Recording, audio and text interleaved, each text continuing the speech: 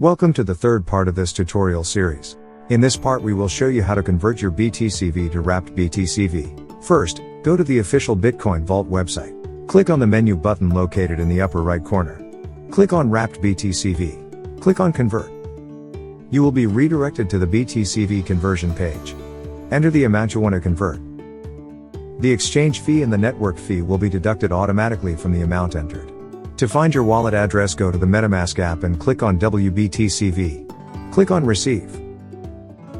Click on Copy. Go back to the conversion page and paste the wallet address. Enter your email address. Accept the terms of service after reading them. Click on Next.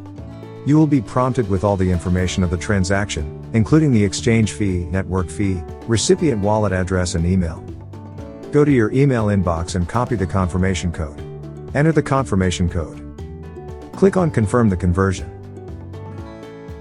Now send the amount of BTCV you introduced to the wallet address you see on the screen. You have 48 hours to make this payment.